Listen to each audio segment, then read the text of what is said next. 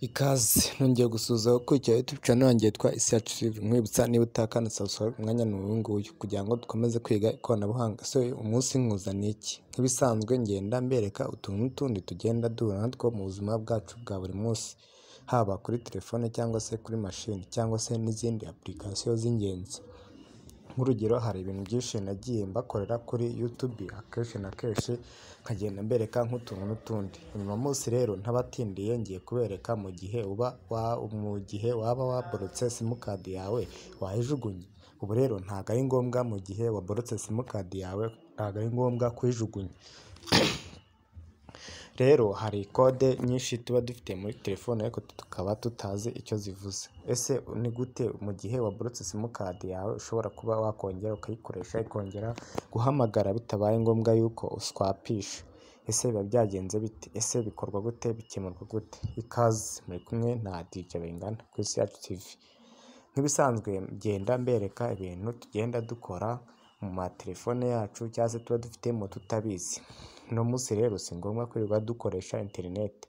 Uno munsi rero nta bindi turi bukore bindi bihagije bidasanzwe, ahubwo ndaje nkwereke ese ni gute ushobora kuba washaka PUK ya simukadi yawe mu gihe wayiborotse ikongera gukora, abantu bagatangira gukomeza kuguhamagara, cyangwa se niba hari n'undi mugenzi wawe wagize ikibazo ukaba wamufasha iyo simukadi yawe ikongera ikabaho. Ikaze rero mukomeze mukurikire ino video kuva itangiye kugeza irangiye. Nugira ikibazo urambaza muri comment umbwire icyo nagufasha hanyuma nkemure ikibazo cyawe. Nk'ibisanzwe rero turaza muri aho duhamagarira, muri kubona ko twahageze nk'ibisanzwe. Nk'ibisanzwe twahageze, uraza muri telefone yawe ukandika akanyenyeri 4 5 6 ubundi ugashyiraho urwego.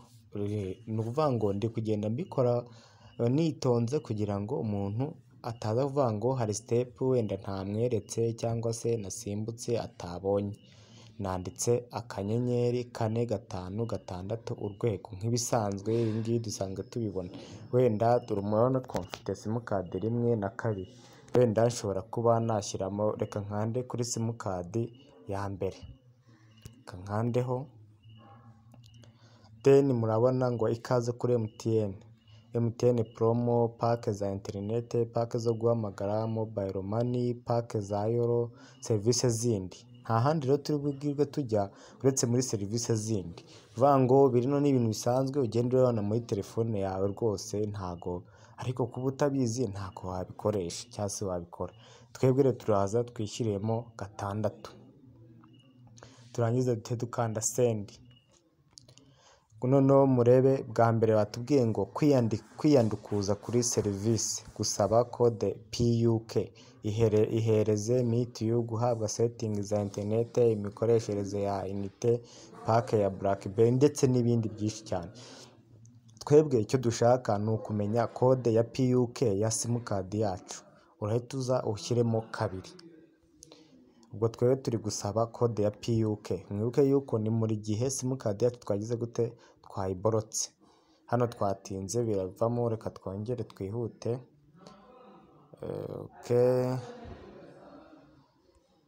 Twongere twihute, akanyenyeri 4 5 6 urwego. Then duhite dukomeza, twavuze ko dushyiramo 6.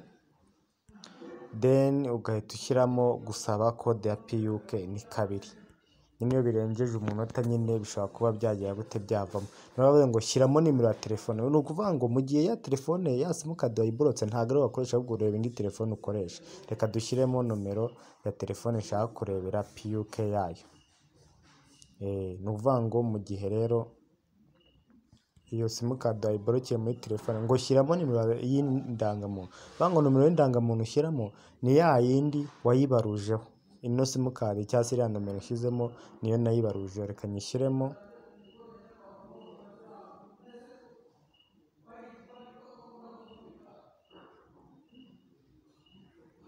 Mubona ko maze kuyishyiramo kuko nayo ariyo nayibarujeho. Then mpite nkanda send.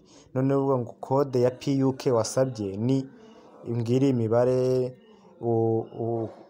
urakira ubutumwa bugufi mu kanya gatoya. Ni ukuvuga ngo mu gihe ibingibi bikorwa mu gihe bimeze gute, vuga ngo mu gihe dufite simukadi wayiborotse, tuvuge ko wayiborokeye mu yindi telefone, noneho warangiza ukavuga uti simukadi ndasabwa kuyiborokora, nkayijyana ku cyicaro bakayiborokora cyangwa se bakayiswapa bikavaho. Oya, si ngombwa rwose. Ubu ngubu ikoranabuhanga nararibazaniye, si ngombwa rwose kwirirwa muvunika. Wowe icy'ingenzi ni kimwe, icy'ingenzi ni uko ugomba kumenya yuko ugomba kubyikorera kandi nta kibazo kibayeho.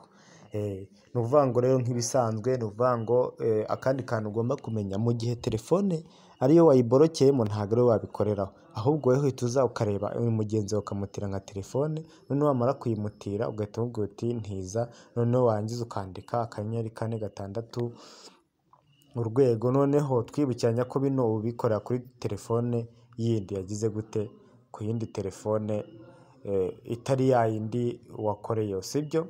Noneho ubundi wangiza wamara gugetinga iriya kode ya PUK ugahita uza ukayishyira muri ka telefone uko uba uri buyishyiremo, bagahita aribo bakubwira, noneho warangiza ugahita ugira gute, ugahita wikomereza urugendo rwawe. Nkwibutsa rero, turaza tugakanda akanyenyeri 4 6 kanda urwego. Reka nari nakoreye kuri simu 1, reka nkorere kuri simu 2, then hano bari kukubwira ngo hano ho uri nka okay.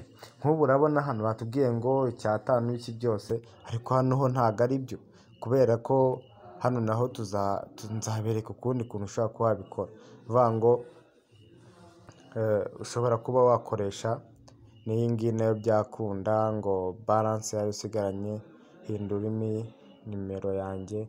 Ibyo kuri Tigo ntabwo bikunda, ariko nka hano birakunda nako, nuko hano nari nibeshye simukadi. Ni ukuvuga ngo twabonye ko kugira ngo ube wagera gute wayikoresha ni akanyenyeri 4 6 urwego, ubundi warangiza ukemeza.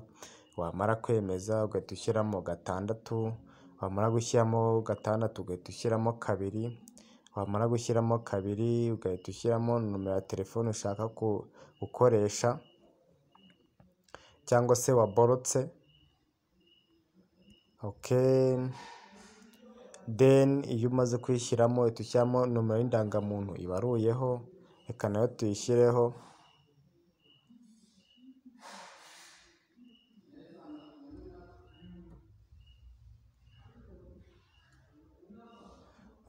Wamara kuyishyiraho ko ibaruyeho, bagahita bakwereka kode uri bugire gute, uri bukoreshe ujya ngo ufungure simukadi. Rero nk'ibisanzwe unyandikiye muri comment umbwiye uti ibi bintu nabikoze biranga, ngiye ntabwo nshobora kuba naza hano nkubwira ngo hari ibintu nje kukubeshya. Ibintu iyo bidakunda njye sinirwa mbishyira hano, ngiye rero mpashyira ibintu bikunda. Kwibutsa subscribe niba utarayikanda kugira ukomeze kubana nanjye muri byose.